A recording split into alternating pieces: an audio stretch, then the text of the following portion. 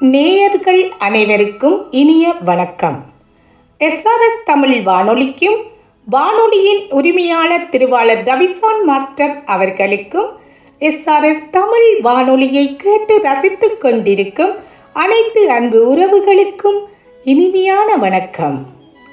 SRS Tamil வானொலியின் இசையும் கதையும் நிகழ்வில் இசையும் கதையை தொகுத்து வழங்க எனக்கு வாய்ப்பளித்த திருவாளர் ரவிசான் மாஸ்டர் அவர்களுக்கு மனம் நிறைந்த நன்றிகள். இன்று உங்களோடு இணைந்து சிறப்பிக்கும் நான் உங்கள் அன்பின் கௌரி கமல். இன்றைய தினம் எஸ்ஆர்எஸ் தமிழ் வானொலிக்கு சிறப்பான இசையும் கதையை எழுதி வழங்கியவர் ஐக்கிய ராச்சியத்தில் நோத்தோல் பகுதியில் இருந்து திருமதி பதனி ஸ்ரீதரன் அவர்கள். அவர் எழுதிய இசையின் கதையின் தலைப்பு ஆயிரத்தில் ஒருத்தி. இன்றும் மழை விடாதோ? யோசித்தபடியே பலத்த காற்றோடு அடித்து பெய்யும் மழையையே பார்த்தபடி நின்றாள் சங்கரி. இப்ப ஒரு கிழமையா இப்படித்தான் மழை விடாமல் பெய்து கொண்டிருக்குது. இந்த மழை இப்படியே தொடர்ந்து பெய்தால் கட்டாயம் வீட்டுக்குள்ள வெள்ளம் புகுந்துடும். என்னத்தை செய்ய? இவள் யோசித்தபடி இருக்க அம்மா இவளை கூப்பிடுவது கேட்டது. ஓம் ஓம் வாரன் என்றவள் அம்மாவிடம் போனாள். சங்கரி, இது என்ன பிள்ளை? டிவி நின்றுட்டது. அவன் சொல்றது எல்லாம் பச்சை பொய்யண்டு கண்டுபிடிச்சிட்டானோண்டு பாப்போம் என்றால் பாலா போன டிவி இப்படித்தான் பொறுத்த இடத்தில் நிற்கிது. அம்மா நாடகம் பார்க்க முடியவில்லையே என்று டிவியை வளமை போல் திட்ட இவள் அம்மாவிடம், அம்மா, உங்களுக்கு எத்தனை தரம் சொல்றது? இப்படி காத்தும் மழையும் என்றால் சில நேரம் டிவி இப்படித்தான் செய்யும் என்று முதலுக நிப்பாட்டி போட்டு பேந்து போடுவோம் சொன்னவள் டிவியை நிப்பாட்டி விட்டு அம்மாவுக்கு தேநீர் போட்டு கொடுத்து விட்டு தனது அறைக்குள் போனாள். நாளைக்கு வேலைக்கு போய்விட்டு அதன் பின்னர் அவள் போகும் வயோதிப இல்லத்தில் இருக்கும் அம்மாமாருக்கு வாசித்து காட்டுவதற்காக புத்தகங்களை எடுத்து வைத்தாள். அவர்களுடன் போய் கதைப்பது, புத்தகம் வாசித்து காட்டுவது என்று இவள் அவர்களுக்கு சிறு சிறு உதவிகளை செய்வது வழக்கம். இப்போதெல்லாம் சங்கரிக்கு உலகத்தில் நடப்பவற்றை பார்த்தால் என்ன வாழ்க்கை, என்ன மனிதர்கள் என்றுதான் இருக்கும். 2 அண்ணன்மாருக்கு அடுத்தவள் தான் சங்கரி. 2 அண்ணன்மாரும் தங்கள் தங்கள் பாட்டில் கல்யாணம் கட்டி வெளிநாட்டில் இருக்கிறார்கள். இவளுக்கு அடுத்த தங்கையும் அப்படியே. எல்லோரும் வெளிநாட்டில் செட்டில் ஆகிவிட்டார்கள். ஆரம்பத்தில் இவளுக்கு திருமணம் பேசினார்கள் தான். ஆனால் இவளுக்குத்தான் ஏனோ அவர்களை பிடிக்கவில்லை. அவளுக்கு ஏதோ கொஞ்சம் பிடித்திருந்தால் அம்மாவுக்கு பிடிக்காது. அவர்கள் குடும்பம் அப்படி இப்படி என்று சொல்லி தடுத்துடுவார். இப்படியே காலம் சென்று விட்டது. இப்போது அவளுக்கு வயது 45 தாண்டி விட்டது. கல்யாணத்திலும் அவளுக்கு அவ்வளவு நாட்டம் இல்லை. 4 பேருக்கு உதவி செய்வதிலேயே மனநிறைவை கண்டாள். இப்போது அண்ணன்மாரும் இவளை பற்றி கவலைப்படுவதில்லை. எதற்கெடுத்தாலும் சொட்டை சொல்வார்கள் என்று ஒதுங்கிக் கொண்டார்கள். எங்கேயாவது அவர்கள் நல்லாயிருக்கட்டும் என்று சங்கரி நினைத்துக் கொள்வாள். யாரை குற்றம் சொல்வது என்று இவள் பெருமூச்சுடன் நினைக்க அவள் சிந்தனைக்கு ஏற்றாப்போல் அம்மா திரும்பவும் டிவியை போட அதில் அந்த பாடல்.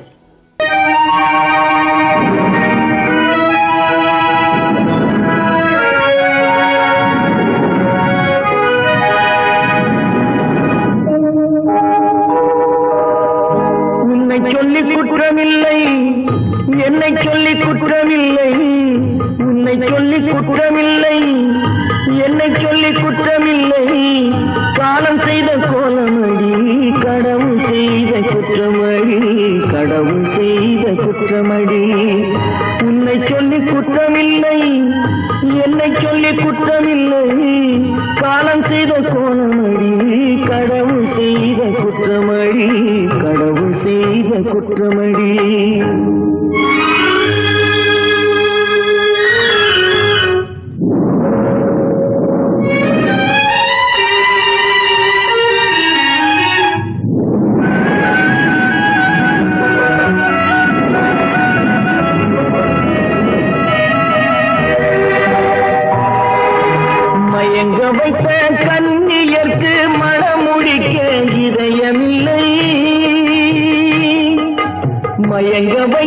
கன்னியர்க்கு மணமுடிக்க இதயமில்லை, நினைக்க வைத்த கடவுளுக்கு முடித்து வைக்க நேரமில்லை, நினைக்க வைத்த கடவுளுக்கு முடித்து வைக்க நேரமில்லை.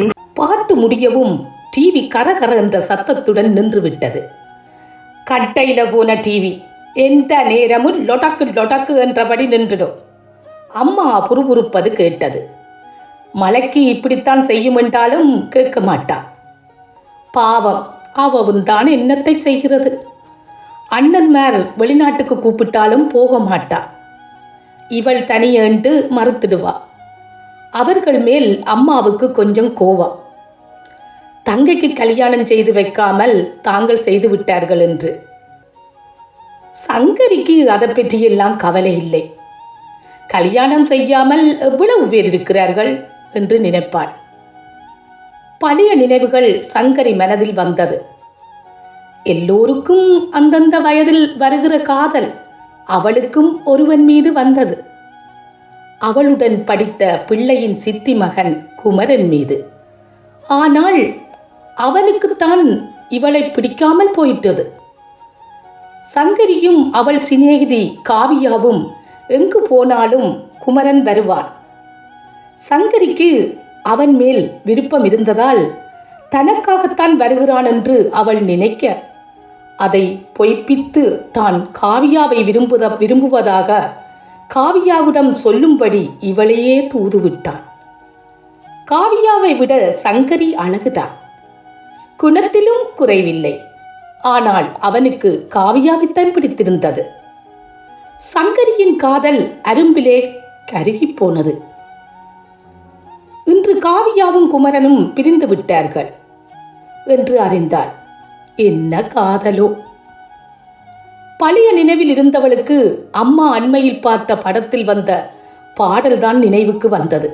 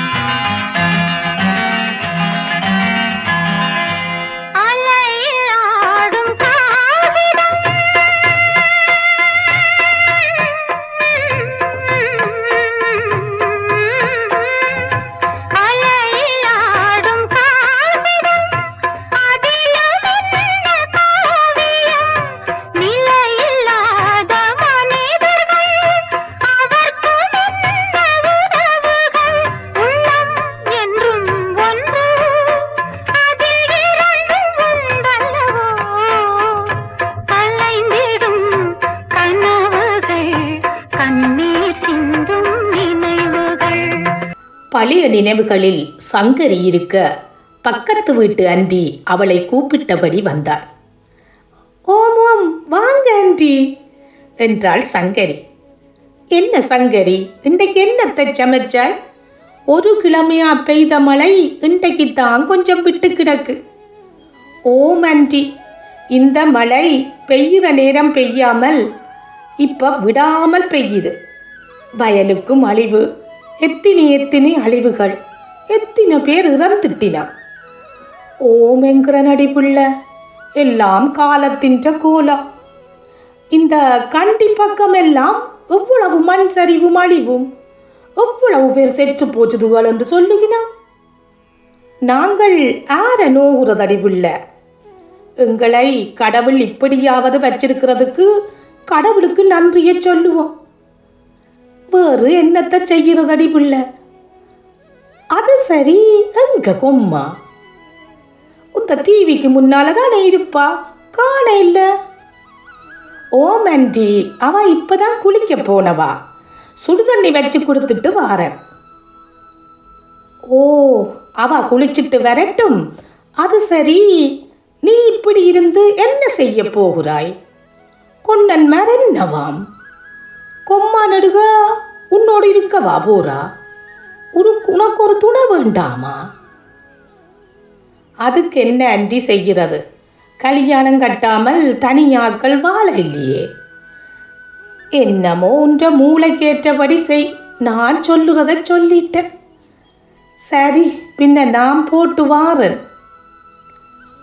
பேந்தென்ன உங்க கொம்மாவும் வந்துட்டா, கதைச்சிட்டு போவோம்.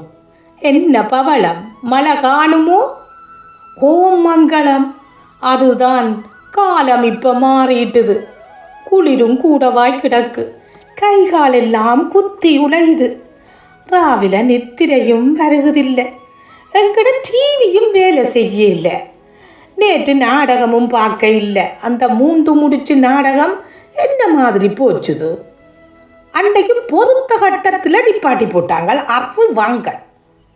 ஓம் பவளா, அது ஏன் கேட்குற? அவன் ஒன்றுக்கும் உதவாதவன். அவன் கதையை இவளை நம்புறாள். எனக்கு அவனை பிடிச்சு அடி அடி என்று அடிக்க வேணும் போல இருக்கு. சரி, பின்ன நீ மிச்சத்தை பார். நான் பக்கத்துலையும் ஒருக்கா போட்டு போவோம். இருட்டுது, திரும்ப மழையும் வரப்போகுது போல என்று சொல்லி அவா போக சங்கரிக்கு சிரிக்கிறதா அழுகிறதா என்று புரியல. உண்மையில் நடப்பது போல் நடித்தவர்களை திட்டி தீர்ப்பார்கள். காலம் யாருக்காகவும் காத்திருக்கவில்லை. அது தன் பாட்டில் ஓட நாட்கள் மாதங்களாக, மாதங்கள் வருடங்களாக ஓடி மறைந்தன. சங்கரி டிவியையே பார்த்தபடி இருந்தாள். அது அமைதியாக இருந்தது. அம்மா இருந்திருந்தால் ஓயாமல் கத்தும் டிவி. அமைதியாக இருக்க அவள் கண்கள் கலங்கியது. இன்று போல இருக்கு. அம்மா இவளை விட்டு போய் 2 வருடங்கள் ஓடிவிட்டது. இப்போது தனிமைதான் அவள் வாழ்க்கை என்றாகிவிட்டது. பக்கத்து வீட்டன்றியும் அம்மா பின்னால் போய்விட்டார். வெளிநாட்டில் இருக்கும் அண்ணன்மாரும் அவளை அங்கு கூப்பிடுவதாக சொன்னார்கள். சொன்னது மட்டும்தான். பின்னர் அதை பற்றி ஒரு கதையும் இல்லை. இவளுக்கும் அங்கு போவது விருப்பமில்லை. தனிமையே வாழ்க்கை என்று ஆனது. சொந்தமும் இல்லை, பந்தமும் இல்லை.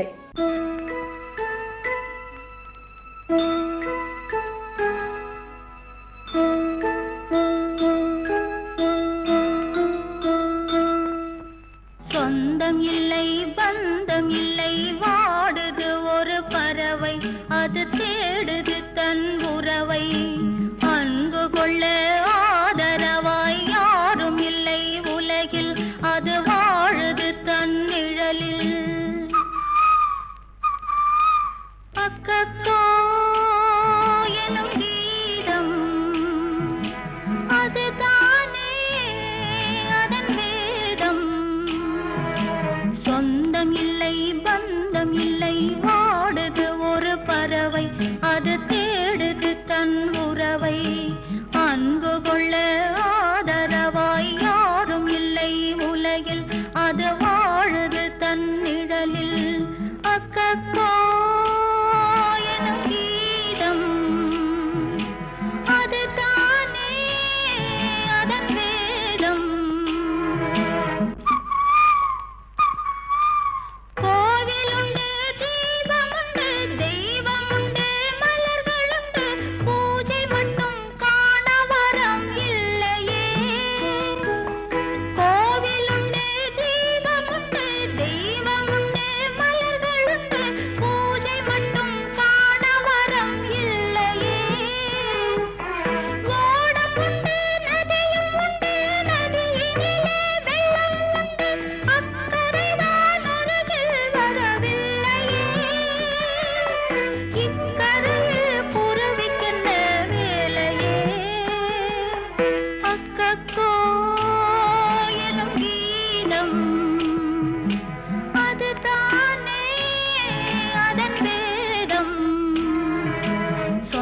சொந்தம் இல்லை பந்தம் இல்லை வாடுது ஒரு பறவை அது தேடுது தன் உறவை அன்பு கொள்ள ஆதரவாய் யாரும் இல்லை உலகில் அது வாழுது தன் நிழலில். சங்கரிக்கு வயது 60 தாண்டிவிட்டது. இருந்தும் அவள் முதியோர் இல்லத்துக்கு போய் சிறிது நேரம் அவர்களோடு கதைப்பது, புத்தகங்கள், பத்திரிகைகள் வாசித்து காட்டுவது என்று உதவிகளை செய்து கொண்டுதான் இருக்கிறாள்.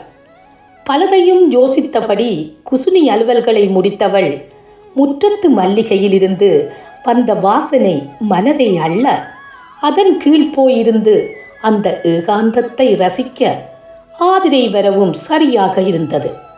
ஆதிரை அவள் அன்று தத்தெடுத்து வளர்த்த தங்கம். மழை வெள்ளத்தினாலும் மண் சரிவுகளினாலும் பல குடும்பங்கள் அழிந்ததை அன்று செய்திகளில் பார்க்கும்போது அவள் மனதில் எழுந்த ஆசை ஆதரவற்ற பிள்ளைகளில் ஒன்றை தான் எடுத்து வளர்க்க வேண்டும் என்று. அந்த ஆசையை நிறைவேற்ற பலரிடம் உதவி கேட்டு போராடினாள். ஒரு குடும்பத்தில் தாய் தந்தை இருவரும் அந்த அனர்த்தத்தில் இறந்து போக அவர்களின் 3 மாத குழந்தை உயிர் தப்பி இருந்தது. யாருமற்ற அந்த குழந்தையை தத்தெடுப்பதற்கு போராடி பல சட்டதிட்டங்களுடன் அவளை பெற்றாள். ஆதிரை என்று பெயரும் வைத்தாள். ஒற்றை ஆளாக அவளை கண்ணின் மணியாக காத்து பார்த்து வளர்த்தாள். ஆதிரை இப்போது A-level செகண்ட் இயர் படிக்கிறாள். சங்கரியின் உலகமே அவள்தான். ஆதிரையும் அவளை பூ போல தாங்கினாள். இப்ப சங்கரியின் வேண்டுதல் எல்லாம் ஆதிரியை ஒரு நல்லவன் கையில் பிடித்து கொடுக்கும் வரை தான் உயிரோடு இருக்க வேண்டும் என்பதுதான். பழைய நினைவுகளில் சங்கரி இருக்கும்போது ஆதிரை ஓடி வந்து, என்ற தங்க அம்மாவுக்கு என்ன யோசனை என்று சங்கரியை கட்டி பிடித்து முத்தமிட, நான் என்னத்த ராசாத்தி யோசிக்க போறேன், நீ இருக்கேக்க, எனக்கு என்ன குறை செல்லம். சரி சரி, கைகால் முகம் கழுவிட்டு வந்து தேத்தண்ணிய குடி, வடையும் சுட்டு வச்சிருக்கிறேன், வந்து சாப்பிடு. நான் வந்து செய்வேன் என்றாலும் கேட்க மாட்டீங்க, என்ற தங்க அம்மா என்ற ஆதிரை திரும்பவும் அவளை கட்டி பிடித்து தனது பரீட்சைக்கான புள்ளிகளை காட்டினாள். எல்லா பாடல்களிலுமே அதிக புள்ளிகை பெற்றிருந்தாள். அவள் அப்படித்தான் எடுப்பாள் என்று சங்கரிக்கும் தெரியும். படிப்பில் ஆதிரை மிகவும் கெட்டிக்காரி. படிப்பில் மட்டுமில்லை, சகல துறைகளிலும் கெட்டிக்காரி. பழக்க வழக்கங்களிலும் பத்திரமாற்று தங்கமே. தனக்கென்று கடவுள் தந்த பரிசான தங்கத்தின் தலையை தடவி முத்தமிட்டாள் மனதில். இதோ எந்தன் தெய்வம் முன்னாலே, நான் ஒரே ஒரு புன்னகையில் கண்டேனே. இதோ எந்தன் தெய்வம் முன்னாலே, நான் ஒரே ஒரு புன்னகையில் கண்டேனே. பாசமுள்ள பார்வையிலே கடவுள் வாழ்கிறான், அவன் கருணையுள்ள நெஞ்சினிலே கோயில் கொள்கிறான். இதோ எந்தன் தெய்வம் முன்னாலே, நான் ஒரே ஒரு புன்னகையில் கண்டேனே.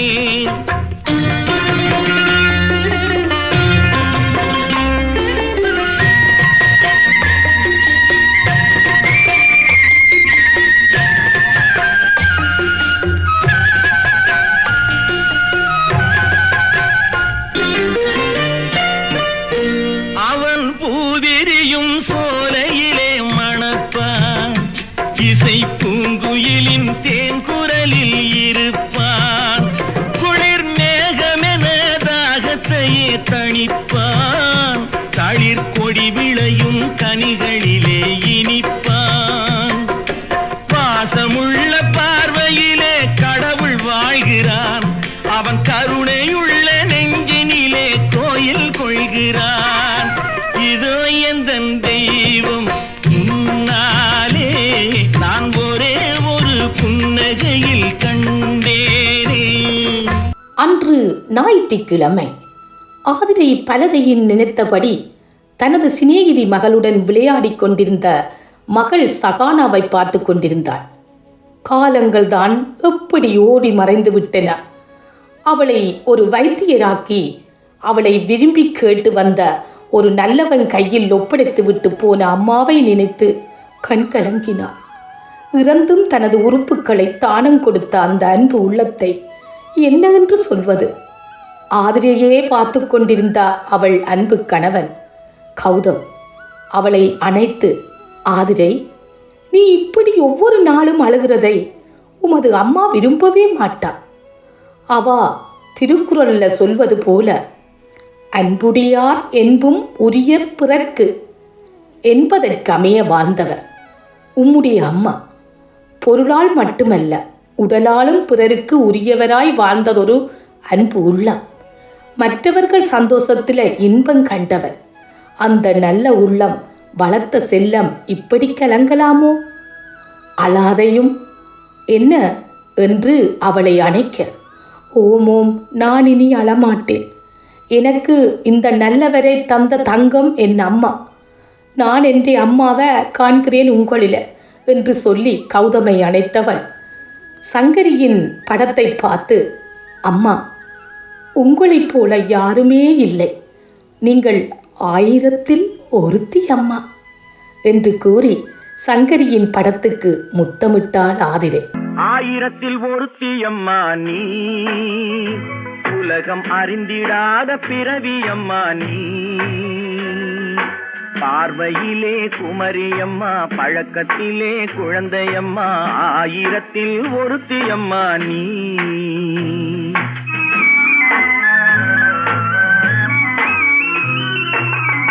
ஆயிரத்தில் ஒருத்தி அம்மா நீ, உலகம் அறிந்திடாத பிறவி அம்மா நீ. இதுவரை நேரமும் அனைத்து அன்பு உறவுகளும் என்னோடு சேர்ந்து கேட்டு ரசித்தது 1000ல் ஒருத்தி என்ற இசையும் கதையும். எழுதியவர் வதனி ஸ்ரீதரன் அவர்கள். இதனை வாசித்தளித்தவர் உங்கள் அன்பின் கௌரி கமல். எனக்கு இந்த வாய்ப்பினை வழங்கிய SRS தமிழ் வானொலிக்கும் வானொலி உரிமையாளர் திருவாளர் ரவிசான் மாஸ்டர் அவர்களுக்கும் எனது மனமார்ந்த நன்றிகளை தெரிவித்துக் கொள்கிறேன். இசையும் கதையை அழகாக கோர்த்து வழங்கிய நிரஞ்சனா சுரேஷ் அவர்களுக்கும், அழகான போஸ்டர்களை தயாரித்து வழங்கிக் கொண்டிருக்கும் ஜெர்மன் தர்ஷினி அவர்களுக்கும் நன்றிகளை தெரிவித்துக் கொள்கிறேன். இதுவரை நேரமும் இசையும் கதையை கேட்டு ரசித்து கொண்டிருந்த அன்பு உறவுகள் அனைவருக்கும் நன்றிகளை தெரிவித்துக் கொண்டு மீண்டும் இன்னொரு நிகழ்வில் உங்களோடு இணைய இருக்கும் உங்கள் அன்பின் கௌரி கமல். நன்றி, வணக்கம்.